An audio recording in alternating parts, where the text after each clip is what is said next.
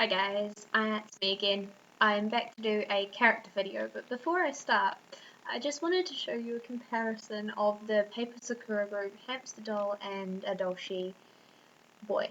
Now he's 70 centimeters, and I'm not even sure how tiny the hamster is, but as you can see, he can hold it in his hands with room to spare. He's literally just holding it on his fingers right now. This is their pet hamster. It's Sophia's hamster. Sophia, and she does have a brother Sam, but I'm unsure as to whether I will actually get Sam and bring him home or not. Or whether she actually even has a brother, something I've been debating. But look at how cute that is. It's so tiny compared to him. It's not necessarily exactly in scale, I don't think, but cute anyway. Cute nonetheless. Yeah, I just wanted to show you that. So I may as well talk about Cato first, since I have him right here. I think it does need restrung. So he is Cato, duh, and he is able to time travel. He one day was working on his computer because he works as a computer software programmer, and he was programming part of this software program he was working on. I don't know exactly what kind of program it was yet, but he was working on something. And he accidentally coded in such a way that he cracked into the time-space continuum. Cracked into the code, if you will, of time and space.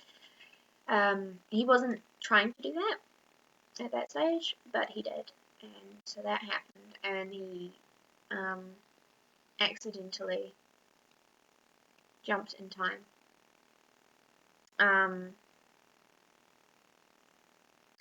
And then after he did that and he came back, because it's only ever temporary, like there's a setting that tells how long he stays there for, so he does actually have a comparative amount of control compared to, like, I don't know, Doctor Who, which I do love. That's how I became kind of inspired about time travel.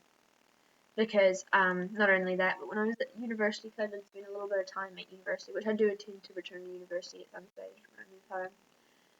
I did do a bit of philosophy, and I love philosophy. And we did a little bit on philosophy of time, which is really interesting. And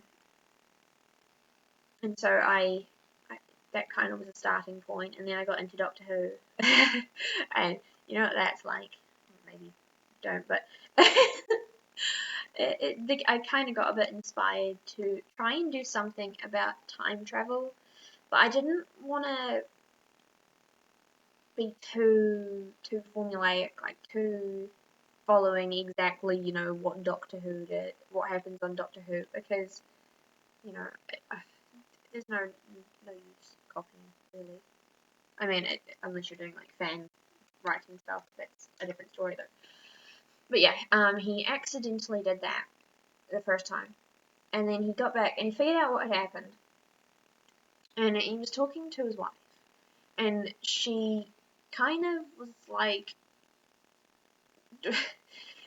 very doubtful that it was true. And he went and he was talking one day. He was telling that night he went and he told Sophia and Sam the bedtime story kind of thing. Even though Sophia is really technically probably too old for bedtime stories, she's like 11, 12 kind of age.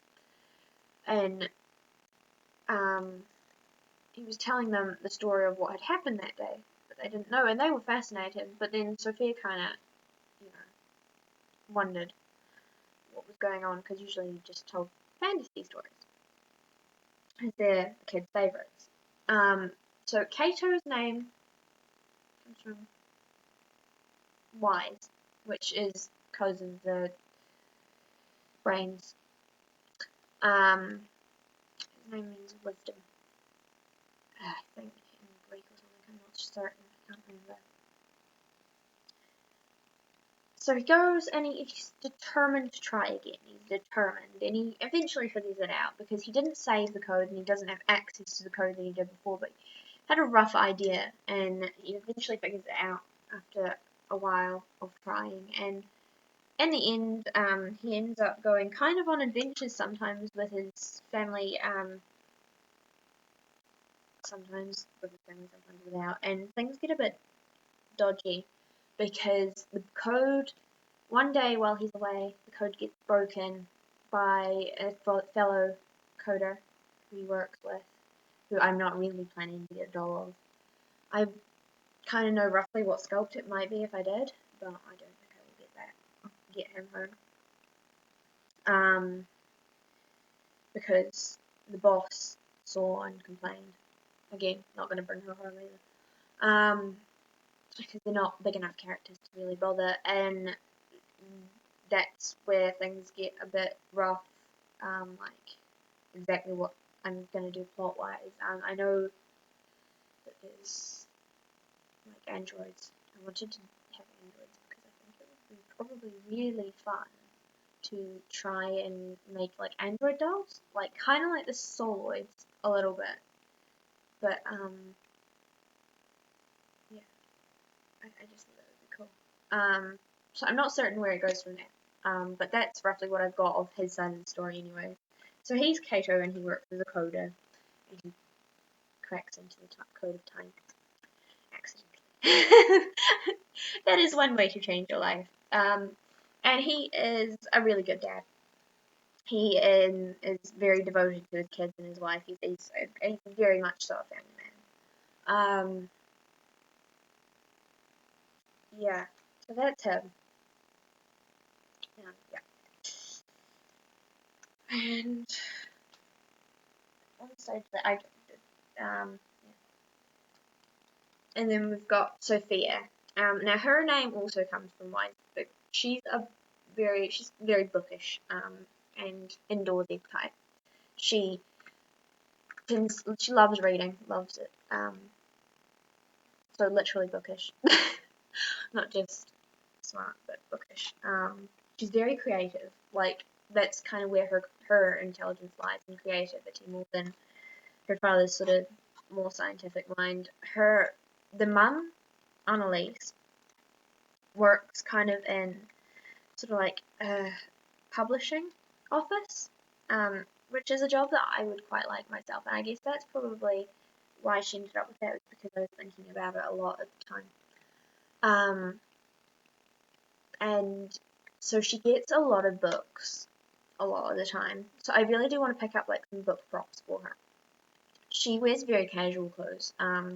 She kind of just wears whatever's comfortable, but she does have some favorite colors. But other than that, she generally would wear whatever. But she's very much so a daddy's girl. Her and her dad are very, very close. And she loves her little brother to bits, which is why I kind of think that I do kind of need, like, she does kind of need to have the brother, but I'm still not entirely sure if I will bring him home or not. But her brother's name is Sam, which is short for Samwise, as in Samwise from Lord of the Rings, because Cato is a fan of Lord of the Rings, and that's often what he would read to them, her especially growing up. And so her brother's called Sam, and it literally means half wise, because he's the youngest, so that was my theory there anyways. Plus I thought it was freaking adorable. And I can't remember exactly what sculpt he was. I want to say he's one of the Doll Zone ones, or maybe Dollmore. No, Dollmore. I will put that in the description, what I'm thinking for him. But it's awkward to try and find a doll that's smaller than her, but not too much smaller, because he's only like a couple of years younger. He's like 8, I think. So I don't want to go miles smaller, and then OSDs are quite small compared to her, because she is, mini-fee size. She's an MSD. She's about 45 centimeters. So I don't really want to go too small. but I will figure something out. I figure out if I even need to bring him home or not as well. But Annalise will be the next doll I bring home, as I said, when I can, eventually. And I'm actually really excited to try do some really interesting photo shoots, and I kind of want to see about finding some robotic-y dolls or parts that I can put in and stuff, although I would have to then figure out how to modify things, and I'm scared of that slightly.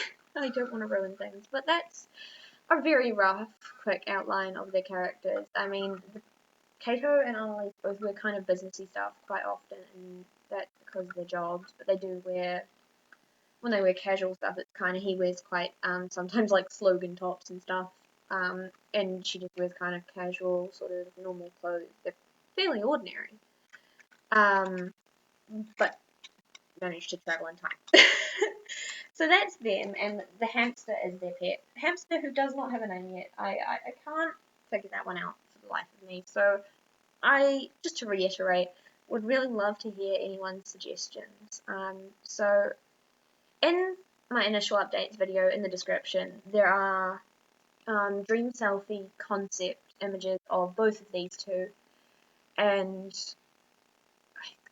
yeah, if you want to see them, then they're there, and you can, and yeah, I would love to know what you think. I will probably update if more comes to light about this story in my head, but it's, as I said, slow progress, with what I said in the previous video as well.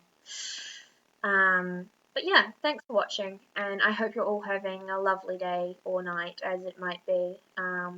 So, bye guys, thanks for watching.